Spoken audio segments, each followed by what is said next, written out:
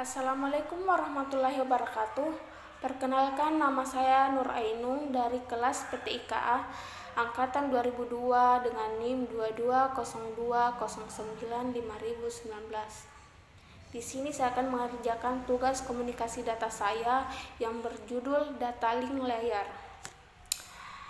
Kita masuk ke materi pertama, yaitu pengertian data link layer.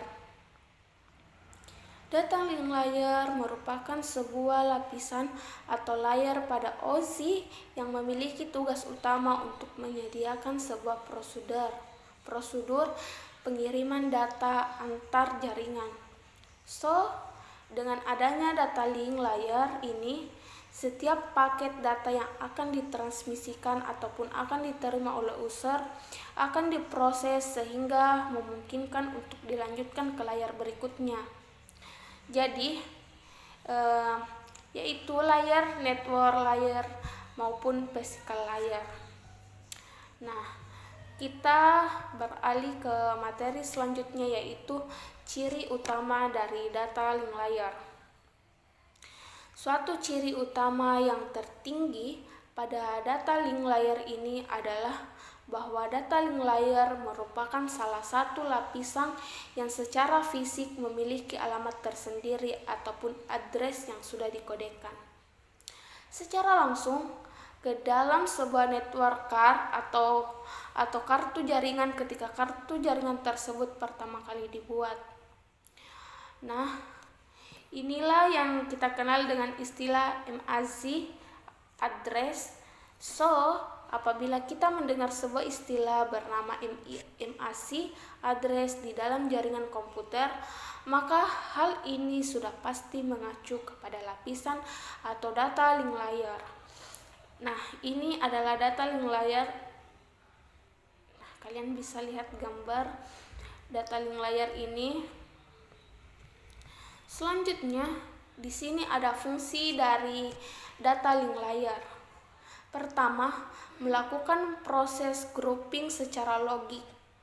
Proses grouping merupakan proses penyatuan dari beberapa paket data ke dalam satu kesatuan paket yang utuh. Perlu diketahui, ketika data mulai berjalan melewati lapisan-lapisan OSI layer, maka paket data tersebut akan terpecah-pecah. Jadi, menjadi beberapa bagian terkecil. Nah, tugas dari data link layer ini adalah yang dapat melakukan proses grouping atau menggabung kembali pecahan paket-paket data tersebut menjadi utuh kembali. Yang kedua, menyediakan akses ke dalam media menggunakan MAC address. Dalam lapisan data layer ini terdapat sebuah alamat fisik yang kita kenal dengan nama MAC address. MAC address merupakan sebuah kode alamat yang dicetak secara fisik. Dana dibutuhkan untuk melakukan proses pengiriman dan juga proses penerimaan data di dalam sebuah siklus transmisi jaringan komputer. Nah, dengan adanya data link layer, maka setiap proses transmisi yang ada bisa memiliki akses terhadap MAC address yang sudah ada secara fisik. Ketiga, mendeteksi kesalahan pengiriman dan penerimaan paket data melakukan proses pengoreksian. Data link layer akan mendeteksi apabila kesalahan pengiriman data yang melalui lapisannya dan kemudian melakukan koreksi secara otomatis, sehingga paket data tetap akan ditransmisikan tanpa kesalahan sedikit pun. Terakhir, yaitu menggabungkan paket data ke dalam byte dan menggabungkan byte ke dalam frame. Ini merupakan kelanjutan dari fungsi grouping yang dilakukan oleh data link layer. Fungsi berikut dari data link layer adalah untuk menggabung bentuk-bentuk paket data menjadi kesatuan yang utuh. Nah, mulai dari paket data menjadi bentuk byte hingga menggunakan byte-byte yang ada menjadi sebuah bentuk frame.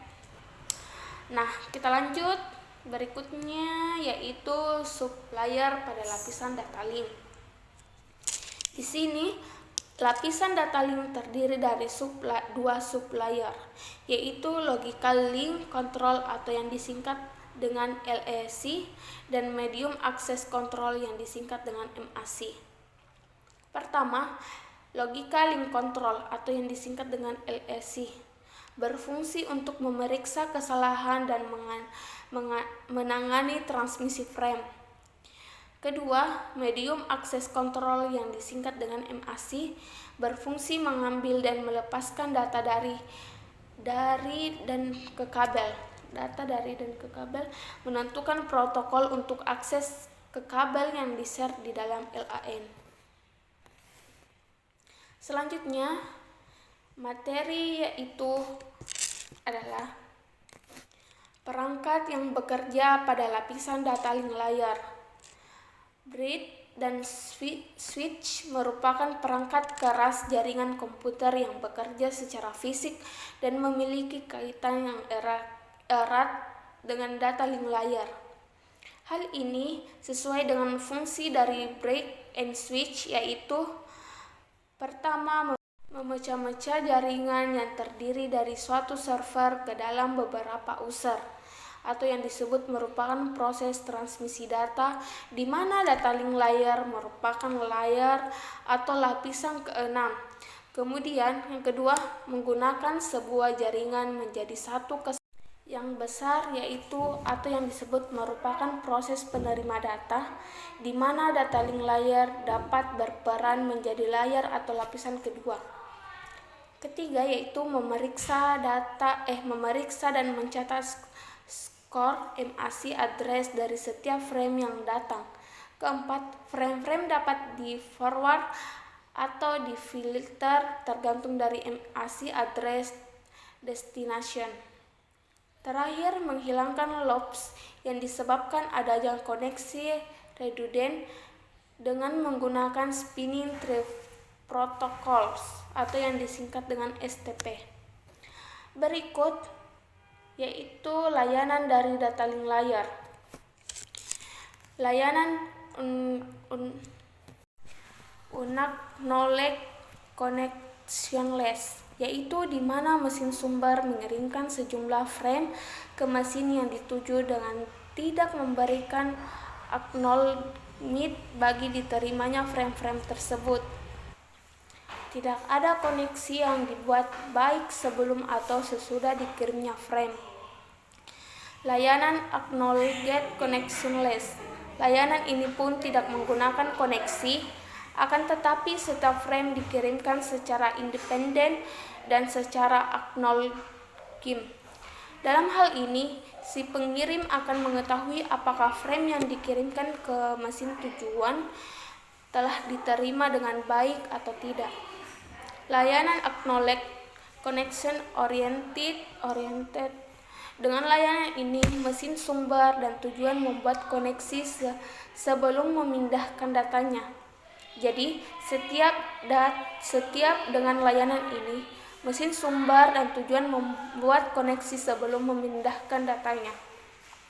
Setiap frame yang dikirim tentu saja diterima.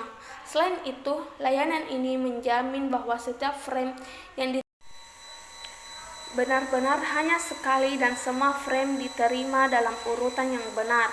Layanan ini juga menyediakan proses-proses network layer dengan equivalent aliran bit reliable. Sekian pemaparan materi saya.